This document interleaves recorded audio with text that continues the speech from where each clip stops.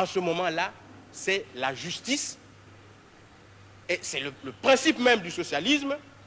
Celui qui travaille bien et plus, mérite plus. Celui qui travaille moins, mérite moins. À chacun selon ses forces. Et là, parmi vous, des camarades qui, jusqu'ici, travaillent bien, ne vont plus bouder, ils vont augmenter la production. Or, qu'est-ce qui se passe actuellement? Un camarade qui produit plus de douzaine gagne comme celui qui produit moins de douzaine. Et il a le droit de se dire, mais puisque lui qui fait moins gagne comme moi, ben, ce n'est pas la peine. Il n'y a pas d'encouragement.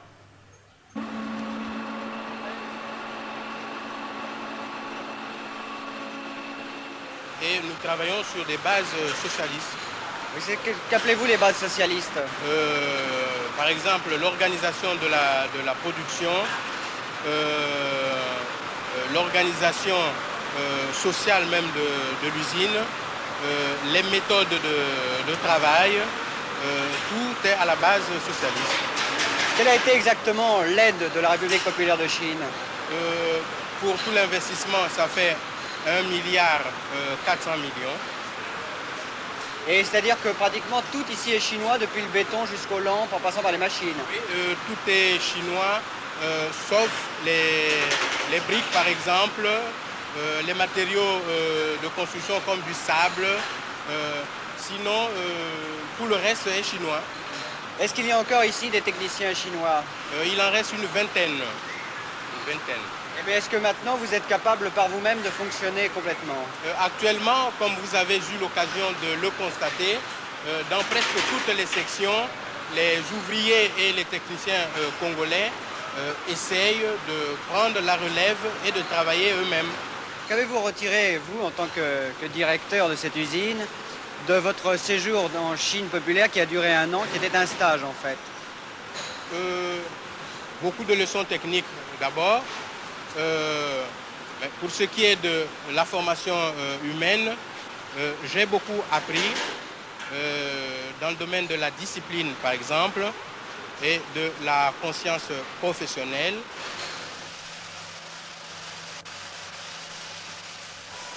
C'est la première fois que vous travaillez? Oui, c'est ma première fois de travailler. Et quel effet ça vous fait? Comment? Quel effet ça vous fait de travailler? Ça m'est avantageux parce que je peux payer mes habits moi-même, tels que les autres femmes là qui sont mariées. Elles sont obligées de demander l'argent à leur mari, de fois on ne leur donne pas. Je voudrais revenir sur la question des Chinois. Par exemple, dans l'installation de l'usine de Kinsundi, où ils ont employé un matériel qui n'est pas très moderne, est-ce qu'en faisant cela, ils vous rendent service, ou vous auraient-ils rendu un meilleur service en utilisant un matériel plus moderne? Je ne suis pas spécialiste dans les questions textiles, je ne puis donc vous répondre avec l'aisance souhaitée, mais je pense que dans un premier temps, voyez la structure. C'est déjà un mérite. Je pense que si nous pouvions faire une historique pour savoir pourquoi cette structure est là, vous pouvez convenir que c'est déjà quelque chose. Voyez-vous, ce qui intéresse dans des pays comme ceux-ci, c'est qu'il y ait déjà quelque chose. À partir de là, nous pouvons soit améliorer, soit, si vous voulez, parfaire, mais une structure existe et elle rend service. Il est évident que c'est déjà énorme. Ça nous fait économiser, pas loin, si la chose devait tourner correctement et compte tenu des prévisions, l'économie en devises serait de l'ordre de 2 milliards de nos francs CFA. C'est déjà pas si mal. Vous voyez, c'est surtout cet aspect que nous devons voir avant de passer aux aspects, disons, de qualité. Oui, mais est-ce que c'est une bonne technique, enfin, d'utiliser de vieux matériel, peut-être pour faire travailler plus de gens d'ailleurs, et même produire d'une façon moins rentable? Oui, c'est un point de vue. Et c'est un peu le point de vue des Chinois. Ils sont nombreux. Et nous avons besoin de réduire notre chômage. Mais enfin, disons que ce problème ne me paraît pas fondamental dans l'état actuel de nos structures. Voyez-vous, nous n'avons pas d'industrie et c'est une petite industrie de transformation qui existe. Il est évident que nous aurions souhaité être avoir quelque chose qui réponde au premier cri de la technique moderne. Mais nous nous sommes adressés un peu à tout le monde et il se trouve que les conditions faites par ce pays-là étaient, disons, de loin les plus satisfaisantes. Nous l'avons accepté. Vous savez, quand on parle des Chinois, on pense toujours contrepartie politique. Est-ce qu'à l'époque où vous étiez au pouvoir, cette contrepartie politique vous a été demandée? La contrepartie politique existe quelle que soit la forme d'aide et quel que soit le pays. Il est évident que si j'ai des bons termes avec un pays comme la France, votre pays, je vois mal comment je pourrais décemment traîner ce pays dans la boue sur la scène internationale, au niveau de l'ONU, etc. Ce serait une inconséquence. Par égard, par amitié, ne fût-ce qu'en raison de cette espèce de coopération, nous sommes obligés de régler, de laver notre linge sale en famille, si vous voulez.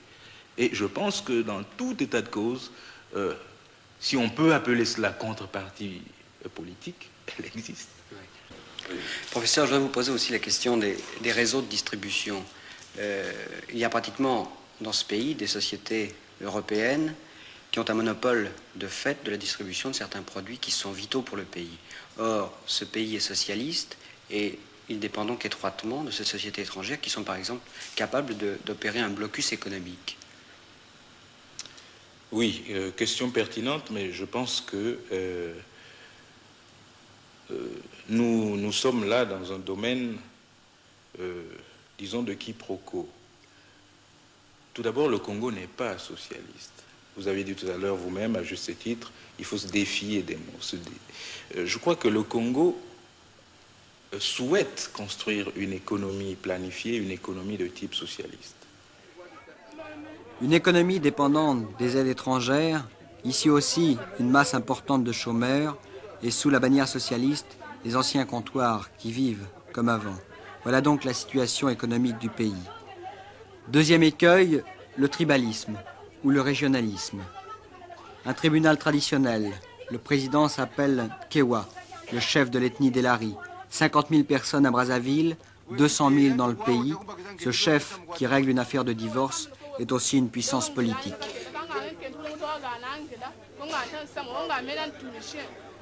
L'abbé Youlou était un Lari, Massamba Deba un Mboko, Ngwabi est un Kouyou. 3 ethnies successives ont eu le pouvoir depuis 1960. Elles continuent de se combattre sous les déclarations et les slogans politiques. Alors, faut-il nier le tribalisme ou au contraire l'adapter? Et vous me posez une question, la question de savoir si, par exemple, un chef Vili nous demandait quelque chose, donnait un ordre, quelle serait, disons, ma réaction devant cet ordre? Je vous dis très sincèrement que si cet ordre, par exemple, ne correspond pas du tout à ce que j'attends d'un chef, je pourrais très bien ne pas, disons, obtempérer. Mais, il n'en reste pas moins que je pourrais avoir, dans mon tréfonds, certaines inquiétudes. Malgré votre éducation, malgré mon éducation, la place que vous occupez dans la société, je pourrais avoir quelques inquiétudes. Peut-être pas d'une manière consciente, mais peut-être d'une manière inconsciente. Nous nous rendons compte, enfin, d'après mes observations personnelles, je me rends compte que il existe bien sûr des ouvriers, des paysans, des bourgeois, enfin tout ce que l'on voudra, des féodaux même.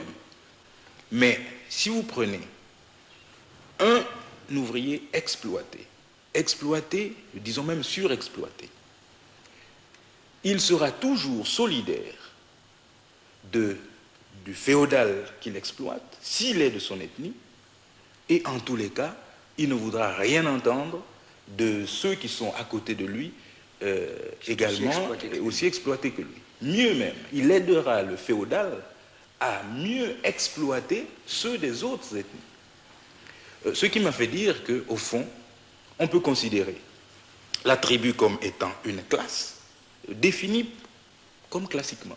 Ce qui aiguise ce particularisme, c'est l'existence de toute une couche de chefs traditionnels qui ne vivent en fait que du marchandage de leur influence sur les masses paysannes, ce que nous appelons les bureaucraties tribales.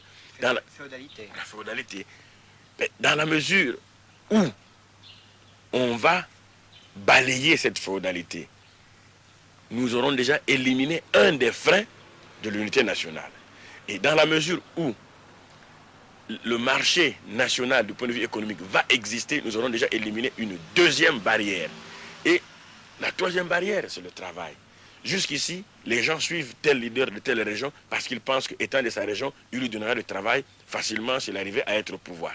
Mais dans la mesure où le marché de l'emploi sera suffisamment fourni pour permettre à tout un chacun un emploi, dès lors, je pense que tous ces problèmes vont s'atténuer. Mais je dis que c'est une question de temps, mais nous sommes déjà bien partis pour éviter d'autres secousses sur ce problème douloureux.